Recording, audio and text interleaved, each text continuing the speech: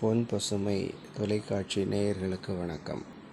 மெய்யெழுத்துக்கள் பிறக்கின்ற முறை தெளிவாகவும் சரியாகவும் உச்சரித்து பழக வேண்டிய முறைகள் குறித்து நாம் இங்கு கற்றுக்கொண்டிருக்கிறோம். ஈய, இது அரை நொடியில் ஒலிக்கக்கூடிய எழுத்து.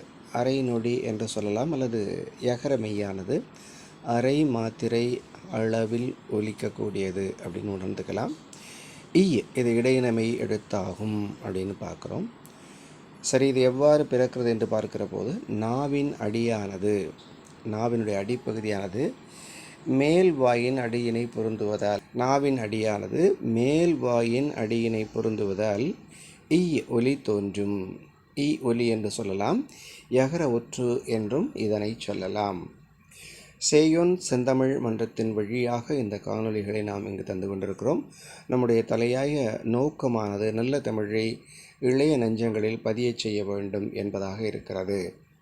இவ்வாறு இடையின மெய்களோடு இடையின உயிர்மை எழுத்துக்கள் சேர்ந்து சொல் உருவாகும் அப்படிங்கிறதுக்கு சில உதாரணங்களை நம்ம இங்கு பார்க்க போகிறோம். தமிழ் மெய்யெழுத்துக்கள் நாம் கற்றுக்கொண்டிருக்கிறோம். ஏன் கற்றுக்கொண்டிருக்கிறோம் என்று கேட்டால், தமிழுக்கு அடிப்படையான எழுத்துக்கள் ஒன்று உயிரெழுத்து, மற்றொன்று மெய்யெழுத்து. எழுத்துக்களிலே முதன்மையாக இருப்பது உயிர் 12, மெய் 18 என்று பார்க்கிறோம். ஆக இந்த மெய் எழுத்துக்கள் 18 பற்றியும் நாம் இங்கு அறிய செய்து கொண்டிருக்கிறோம். இப்போது நாம் என்ன விதிமுறை அல்லது வரையறை பார்த்தோம் அப்படின்னா, இடையின மெய்களை சார்ந்து இடையின உயிர்மெய்கள் சொற்கள் மிகுதியாக அமையும் அப்படின்னு பார்த்தோம். அதற்கு உதாரணமாக கொய்யாப்பழம், பொய்யா புலவர், பொய்யாமணி, பொய்யா குலக்கொடி, மெய்யப்பன், மெய்யன் சுவாமிகள், இந்த சொற்கள் எல்லாம் பாருங்க. கொய்யா, பொய்யா, மெய்யப்பன், மெய்யன், இந்த சொற்கள் எல்லாம் பார்த்தா தெரியும் யகர ஒற்று. அதனை அடுத்து யகர உயிர்மெய் எழுத்து இங்கு நிற்பதை, சொல்லாக மாறி இருப்பதை நாம் பார்க்கிறோம். இவ்வாறு இடையின மெய்களோடு இடையின உயிர்மெய் எழுத்துக்கள் சேர்ந்து சொற்கள் உருவாகும் அப்படிங்கிறத நாம் புரிந்து கொள்ளுதல் வேண்டும். இந்த 18 மெய்யெழுத்துக்களையும் நாம் முழுமையாகவும் அழகாகவும் தெளிவாகவும் கொள்ளுதல் மிக மிக அவசியமாகும்.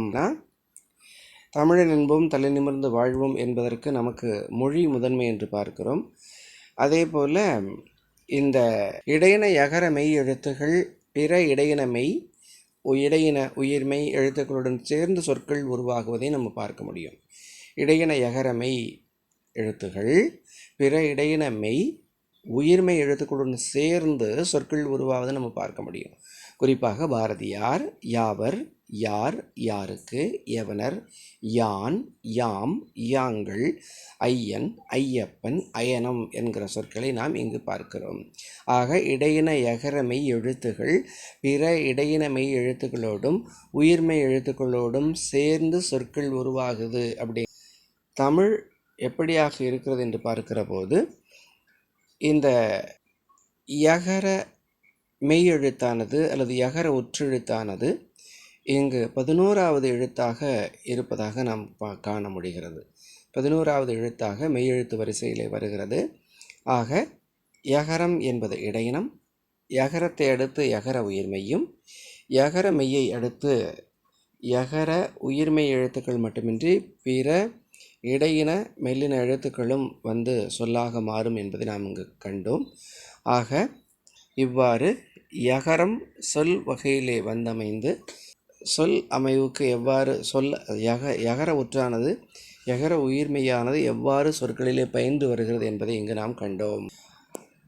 அடுத்த எழுத்து பற்றி நாம் அடுத்த காணொளியிலே காண்போம்.